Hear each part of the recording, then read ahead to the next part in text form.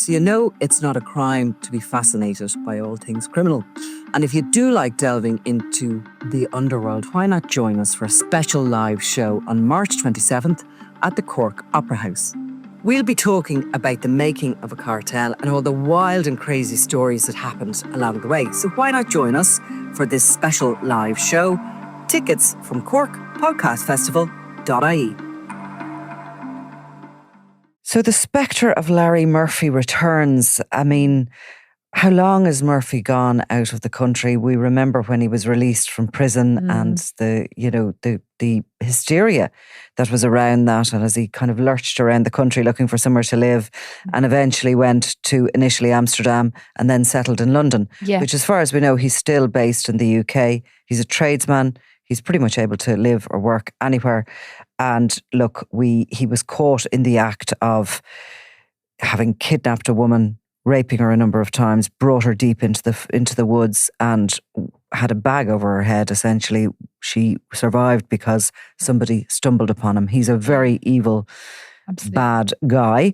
And I think that obviously linking him to some of the other women that had gone missing happened immediately after he was caught doing that, because these women were often disappeared off the side of the road or, where they were last seen. Nobody saw them.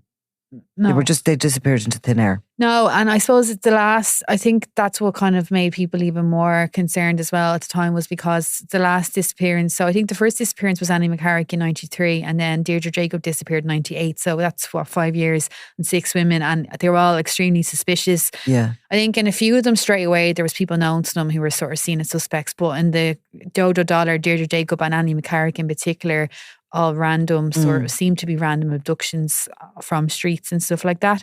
And obviously it was only was it less than 2 years later that he was caught. Yeah. He obviously abducted this woman, raped her repeatedly, and then tried to kill her. And then obviously all that stopped. Obviously there's been suspicious disappearance since then, but not in the same way. And I think he made, a supposed drunken jailhouse admission that he was involved in the Deirdre Jacob mystery. And that one in particular, I mean, she was standing outside her home and witnesses had seen her there, a student teacher. She had been down in the post office, had done a bit of business and was standing at the gates of her house in Kilkenny and just missing. Yeah. Gone. And he had told this story in prison, on Prison Hooch, that he had been the one who pulled up in the car.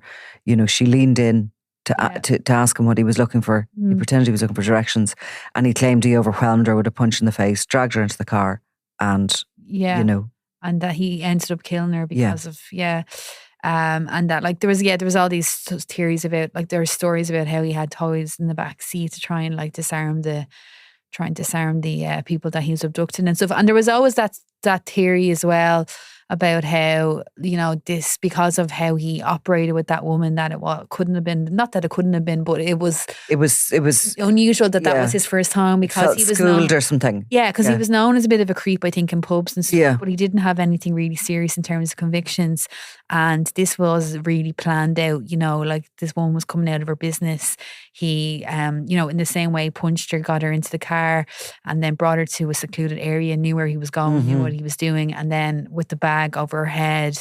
So the whole thing was, this can't have been the first time. So that's where that real serial killer theory blew up. And even his behaviour afterwards, if you remember, he had, these hunters had come across, had scared him off, and they had rescued the woman, who ran from them in terror through the brambles, and they had brought her essentially to the police station, and she was then brought to the sexual assault unit, and the story uncovered. But they knew Larry Murphy, these two hunters. They were able to identify him. So when the police came knocking at his door from his house in near Blessington in Baltinglass in County Wicklow, he had simply come home, got into bed with his then pregnant wife, and carried on as if nothing had happened that night. Yeah. And then the next day, I think he knew straight away why they were there, but she obviously wouldn't have had any idea. So it was it wasn't one that he kind of seemed to be too upset by. It was obviously something that he had really planned, and when was able to go home and operate. And we've seen that with other predators. His cousin David Lawler operated the same way after raping and killing Marilyn Rain. So, these men, they seem to be able to... strange that they're cousins as well. And of course they were jailed together. Now, in all the time he was in jail, and in the aftermath when he came out, and then he finally, settled in the UK, there has been these constant rumours, tip-offs to Gardaí.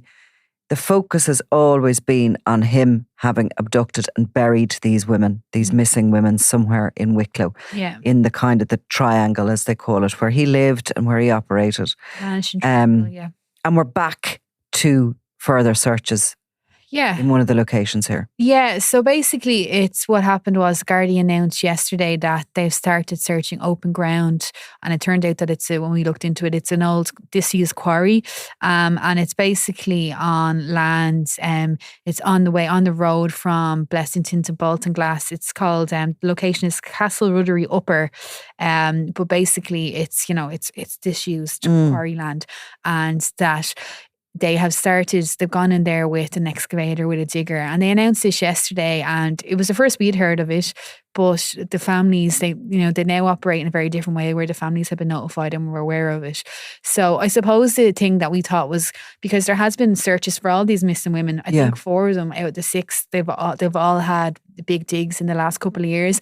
But what was unusual was the 2 names together. That was the first time that's happened. And then, because even though the Larry Murphy serial killer theory had been a strong one back in the day, it had kind of gone away in recent years, because there was a very clear suspect emerged. He was a suspect in Deirdre Jacob. The DPP said there wasn't enough to prosecute. In Jojo Dullard, was it? No, he was in Deirdre Jacob. The guard sent a file to the DPP on him. You're talking about Larry Murphy there. Sorry, yes.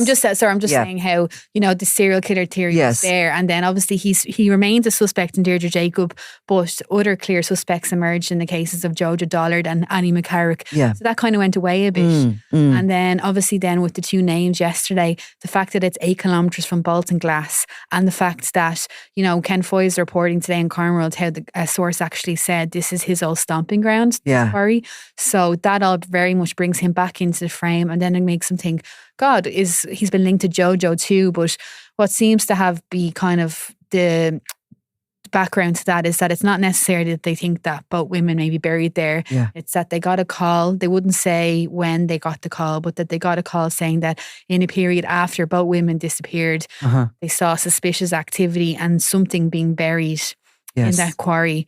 And because I think that quarry has kind of been identified in searches for both women before, because they both disappeared in Kildare, and also because he didn't name what woman. I think that's why they have them 2 linked. Not necessarily that they were killed by the same person, but we don't know either. Now, they've gone in there with a digger, which is not something that is, recommended if it's believed that bodies are buried in shallow graves, essentially under the earth. So you would think or suspect from this activity that they are looking for a container of some sort, the Gardaí. Yeah. Yeah, and we were told, the guards sources said that something was buried, and they said they didn't say it was necessarily what it was, but you would imagine that there's something there, whether or not it's a body. If they believe there's a body under the ground in a shallow grave, they will not go in with a digger, because they will destroy the remains, and they'll destroy a burial site. If they believe there's a burial site like that, they go in with geographical sort of X-ray equipment, and they will go around and mark out the site, and they'll be able to see through the X-ray if soil has been moved. We've seen it before and other stuff. A digger suggests that they really need to get down there and find something wooden, metal. Yeah, possibly. Yeah, or could it be something that was used to help? Yeah, because obviously people the killer would have had to use a car. Would have had to been there's things missing from the women, like the Jojo's Walkman. She had a Sony Walkman, which had been very popular at the time, that was never found. I think Deirdre Jacob had this really distinctive cat bag, and all those kind of things would probably still stand the test of time, in terms of some way. So, you don't know what's down there, whether it's evidence or is it something buried in a container, as you said. We're not so sure at the moment, but they are gone digging, so that would make sense, I guess. And they've continued to. So in the recent past, you'll have to remind me where they were down in. There was another large field excavated last year, wasn't there? Was that for Jojo? Yeah, so that was for Jojo Dullard. That was November 2024, but so just over a year ago. And it was actually also on the Kildare Wicklow border, but I think it was more south. It wasn't as close to Baltinglass. And that was basically linked to a suspect. A separate suspect. Yeah. And he is believed to have had interactions with Jojo on the night that she disappeared, but denies any knowledge of what happened to her. And he'd never been arrested before, but he kind of had been a person that they had, that had been of interest in the case, or that had been, involved in the case in some way. And then it was only in a couple of years ago then that they felt like they had enough stuff to put to him, so they arrested him, and then he was released without charge. But yeah, he's obviously would be. If he remains their chief suspect, that would be completely separate to the Larry Murphy stuff. But yeah, that was why I suppose we've moved away from that kind of that theory. Yeah. And the same in the Annie McCarrick case. There was a house in Clondalkin dug up there last year, and a suspect in her case that was known to her was arrested. So all of these have kind of moved on. The only one that has remained really closely linked to Larry Murphy is Deirdre Jacob. But, who knows with this search? Gardaí have said they're keeping an open mind. So, The digs feel like you're looking for a needle in a haystack in a way, don't they?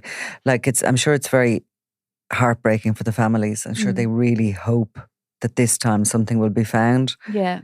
But really, unless something is directly pinpointed where it has been buried, it's very, very difficult to find anything in a large area of land. Yeah. And it looks like, obviously, like, I don't know how big a quarry is now. It wouldn't be but like it looks, from the pictures, it looks very big. Yeah. And it depends. We don't know kind of how much information this caller gave. They didn't, from what's been reported, it was basically, they said that Larry Murphy dumped a woman's body there. But as you said, like, why are they going? They aren't going in with a digger if they believe there's a body just buried underneath the ground, unless they believe it's in some sort of a container. I mean, you'd like to certainly think they wouldn't be going in with a digger to do that. No.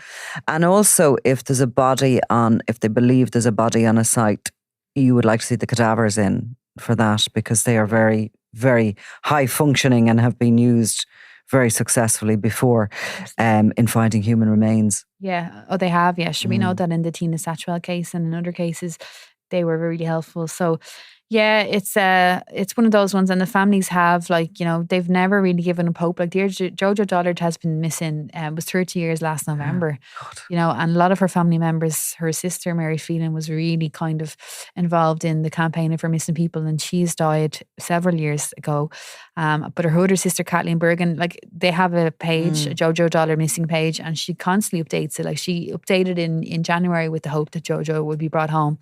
And I heard Priest actually talking on RT Radio today, who knows the Jojo Dullard family, and was saying that they don't even seem that concerned with, maybe that will change, but they don't even seem that concerned with who did it at the moment. They just want her home. So you could just imagine, like, torturous, the answers like that you're looking for there. So look, we'll follow this as the week goes on, and there's always hope that something will be found. I suppose at least the Gardaí are continuing to try. Yeah, it's good. Yeah, exactly. These cases everybody knows their names in Ireland. So these cases, these kind of situations do bring them keep them in the public light. And I think it's good for the families, as much as it's probably hard. It's good that they're out there. So, and things have been solved. Exactly. Sure, you were talking earlier about the Noel Long and or Sheehan case that was solved after how many, from the 70s? For sure. So the coldest case in Ireland. Exactly. Yeah, the longest. There was a conviction on it. Yeah, so you just never know. So fingers crossed. All right, Eimear, thanks a million. Thanks, Nicola.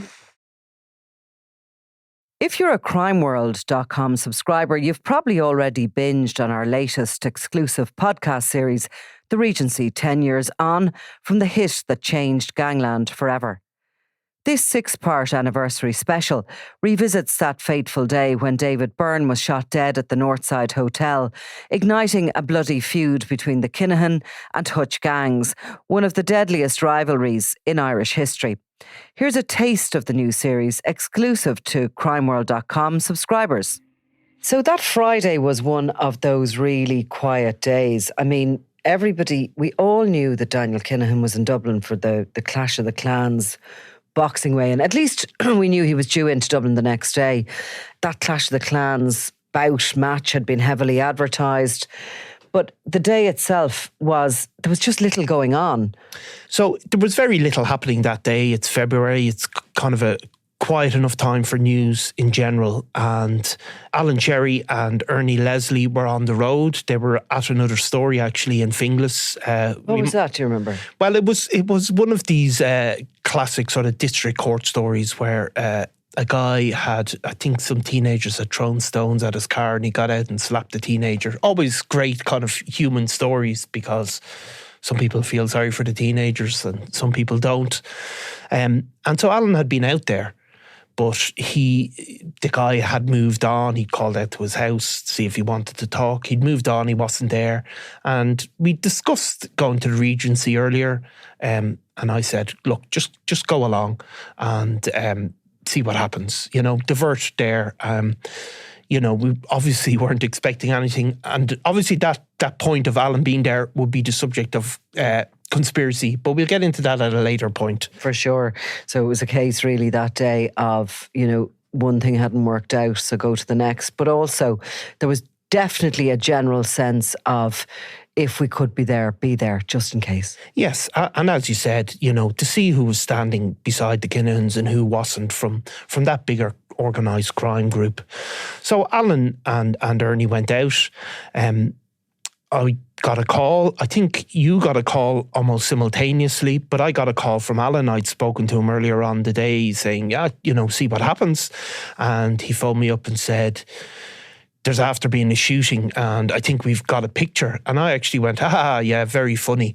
But of course, he stopped me and said, no, I'm serious. We're after, there's some guys come out with a gun, there's shots fired and there's total and utter chaos. And, our first thought is, get yourself safe. I have to admit, my second thought was, I hope they did get good pictures. But, you're still thinking they have to get safe.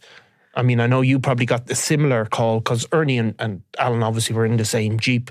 And of course, Ernie's the guy taking the photographs, yes. So he's on the phone to me. So I actually had gone for a pizza for lunch and I had come back over to the office and the phone rings and it was Ernie. And I answered and he was panicked on the other end of the phone. This was real high octane stuff. And he's still trying to take photos. He's trying to tell me what's happened. He's told me he thinks he's got a good one of one of the shooters as they were running from the scene.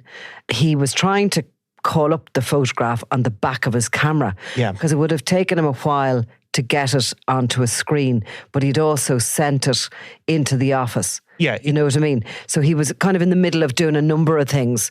And as I was on the phone to him from memory, the photograph came into the office and we put it up on the big screen. And it was clear to see that this wasn't just one of the shooters as he suspected, but it was two. One of them was dressed as a woman. Which is, of course, there was also this confusing story about guards coming in with weapons, and obviously we know now that they weren't ERU guys, they were guys dressed as them. But Alan was telling me this, there was talk of these guards, and then obviously there was, the crowd fleeing from the scene. So it was all confusing. But as you said, Ernie had taken a picture of the back of his camera. People will know what the photographer's cameras look like, and they have a little digital screen. So you don't see it in great detail. But we knew this is a once-in-a-lifetime photograph has been gotten. Yeah, as soon as it came in. And of course, look, the newsrooms aren't as busy as they used to be. They used to be very busy, buzzy places with phones ringing everywhere. And it felt like a proper newsroom that day. I remember everybody's phone was going. People were hearing little bits about it. The news was starting to break about it. And of course, we were there sitting in the office with this photo. There's that sort of news sense in you that you want to run this. Yeah. And at the time, we weren't putting stuff up online. This would have been held for the paper on the Sunday, and this is a Friday afternoon. We had something really special here. But we also, I think, knew the guards were going to be desperate for that picture because they were two gunmen running from a scene of a crime. So it was a very compromised situation, and there was a bit of arguments going on, and there was voices were raised. Totally. I mean, because it is complex. I mean, normally the journalism likes to keep itself separate from the Gardaí investigations. So Garda investigations go on and journalism reports on them. But obviously then you're put in this compromising position because you have guys running out visibly with handguns in their hands. And, you know, they're obviously then disappeared into the ether. And you have to have a discussion about what is your civic responsibility in terms of, do you help the guards? You don't want these armed gunmen to run down the street and kill another few people. So it was a complex one, and people were aware straight away that the guards are going to want these pictures and want to use it for their purposes. And we also have our purposes, which is to tell what happened and to report on the news. So there was a conflict straight away. From my memory, as the afternoon went on and you know, I was talking to contacts and to other people who were involved in crime journalism, etc., it became apparent that there were no guards at the weigh-in.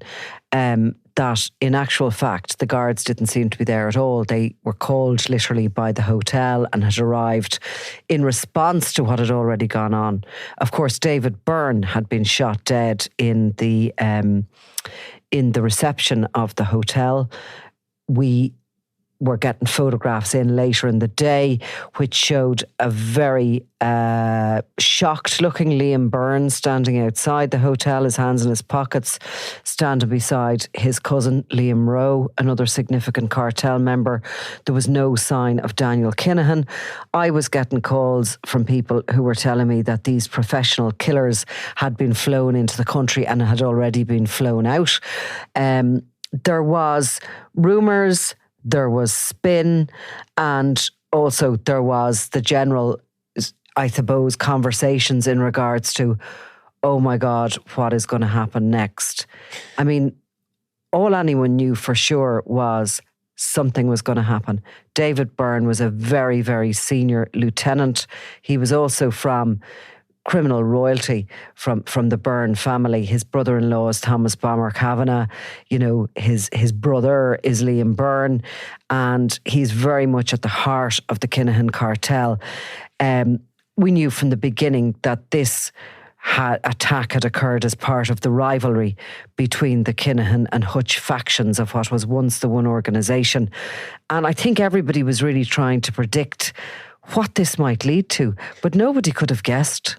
Nobody could have guessed. And of course, those rumours straight away went around. It was straight away focused on the Hutch gang.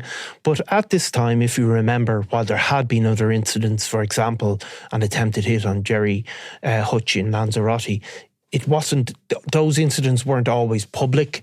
People were straight away thinking this isn't the type of normal organised crime operation. They were looking at the weapons, saying, is there a paramilitary organisation involved here?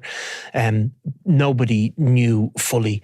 And of course, what people did fear straight away was, no matter what, people knew how big and how powerful the Kinahans had become, and the likelihood of them not striking back was inevitable. That blood was going to flow. That bit absolutely 100%. But at that very early stage, I recall contacts of mine suggesting that the Hutches were an army. Did they have the backing of the dissidents? Was this going to, were they going to be very heavily armed? Because of that, they had contacts in the north. It was like as if people were trying to size up how two Premiership teams were going to play against one another. That's what it felt like. You've been listening to an extract from The Regency, 10 years on from the hit that changed gangland forever. Visit crimeworld.com and subscribe to hear the full series now. And you'll also get exclusive access to our other podcast deep dives on the Dapper Don, Christy Kinahan, Thomas Bomber Kavanagh, and more.